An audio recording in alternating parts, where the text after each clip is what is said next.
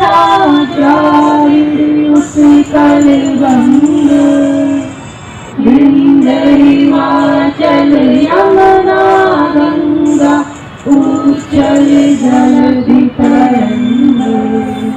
तब शुभ नामे जागे, तब शुभ राजस मांगे, गाए तब जय गाथा। जन गण मंगलदायक जय हे भारत भाग्य विधाता।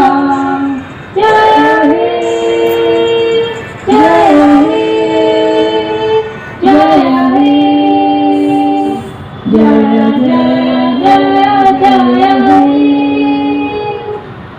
अच्छा लगा? और सब पढ़ाई करेंगे और इस जगह को सफल बनाएंगे।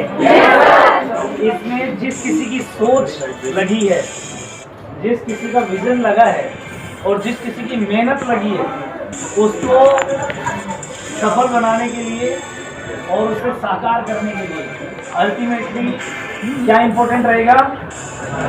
पढ़ाई और सिलेक्शन। और जिसका भी फाइनली सिलेक्शन होगा उसका यहाँ की दीवार पे, यहाँ की बुकलेट पे फोटो और नाम रहेगा, ताकि आप पढ़ने वाले बच्चों को इंस्पिरेशन आप ही लोग देंगे। तो आप ही लोगों ने इंस्पिरेशन बनना है ना।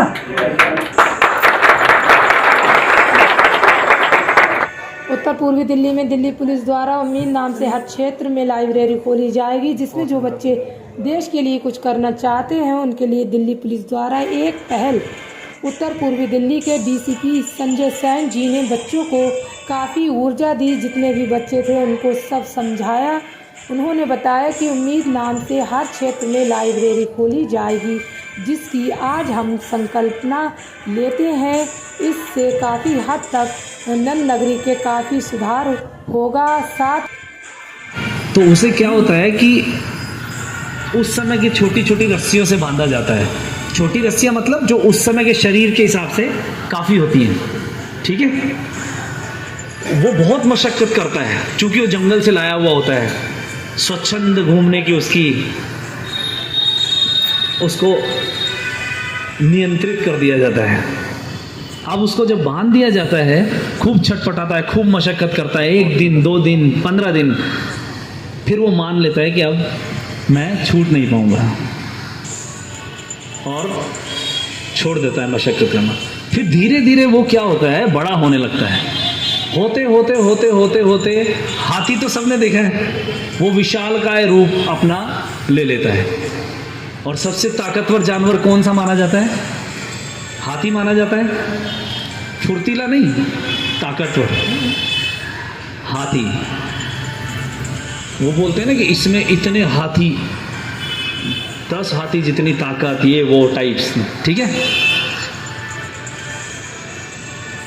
आपको मालूम है सर्कस में आखिर तक वो हाथी उन्हीं छोटी छोटी रस्सियों से बंधा हुआ चलता है, उन्हीं छोटी छोटी चेन से बंधा हुआ चलता है। जबकि उस हाथी को अगर ये एहसास करा दिया जाए कि देखो तुम कितने विशालकाय हो, तुम कितने ताकतवर हो, कि तुम्हारे सामने ये रस्सियाँ कुछ भी नहीं है, ये जंजीरें कुछ भी नहीं है, तुम उठोगे एक झटके में टूट जाएंगी। पर वो क्यों नहीं हो पाता? क्योंकि उसके मन में ये बात घर कर गई है कि मैं इनसे मुक्त हो ही नहीं सकता। वो मशक्क़त कर चुका है, उसके माइंड सेट बन चुका है कि अब मैं आज़ाद नहीं हो सकता। ऐसे में क्या किया जाए? उसके सामने एक बड़ा सा मिरर लाके रख दिया जाए और उसे दिखाया जाए कि देखो तुम एलिफेंट हो, इस कायनात में सबसे ताकतवर जिसको संज्ञा दी गई है वो जीव तुम हो, और तुम्हारे सामने ये जंजीर, ये रस्सियाँ कुछ भी नहीं है।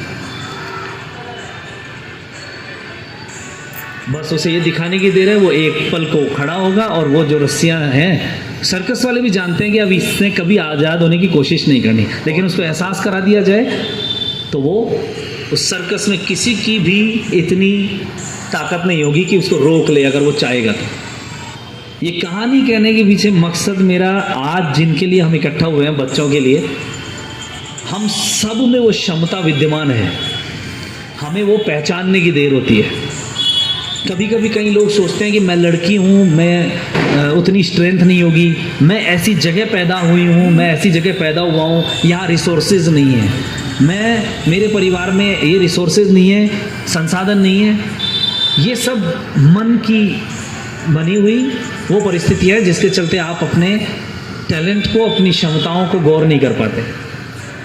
जबकि वास्तविकता ये है कि अगर कोई चाहे और अपनी क्षमता को आगे ले जाना चाहे तो संसाधन के अभाव कुछ नहीं होता है, संसाधन हमारे बनाए हुए होते हैं। अदरवाइज बहुत बढ़िया बढ़िया एसी बंगलोज में रहे हुए सारे बच्चे तो सफल नहीं होते ना, लेकिन पेड़ की छाया में पड़े हुए और स्ट्रीट लाइट में पड़ के भी लोग बहुत आगे बढ़े हुए होते हैं।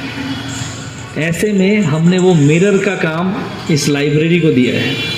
ये लाइब्रेरी आपको ये दिखाएगी कि आप कितने विशालकाय हो, ये लाइब्रेरी आपको ये दिखाएगी कि आप में कितनी क्षमता है। माना कि आपके घर में 4 लोग आके बैठते हैं पेरेंट्स के पास, उनके कारण पढ़ाई का माहौल नहीं बन पाता। माना कि वहाँ पर और भी बच्चे खेल रहे होते हैं, छोटा बच्चा वगैरह है, वो माहौल नहीं बन पाता। वो माहौल आपके पास यहाँ है, आप खूब पढ़िएगा, खूब बेहतर करिएगा। मैं अपने वक्तव्य को विराम दूंगा इस उम्मीद के साथ कि जिस संकल्पना को लेकर हम चले हैं उसे साकार आप लोग करेंगे, और इस लाइब्रेरी का सुचारू रूप से संचालन करने के लिए कोई बाहर से नहीं आएगा। सब बच्चों को रोटेशन में, फिरोज़ आलम जो भैया हैं वो आपको बताएंगे किस तरह से ग्राम पाठशाला का कॉन्सेप्ट जो है, एक टीम है, उसने पूरे देश में गाँव में लाइब्रेरी को बनाने की एक दिशा ली हुई है, एक संकल्प लिया हुआ है।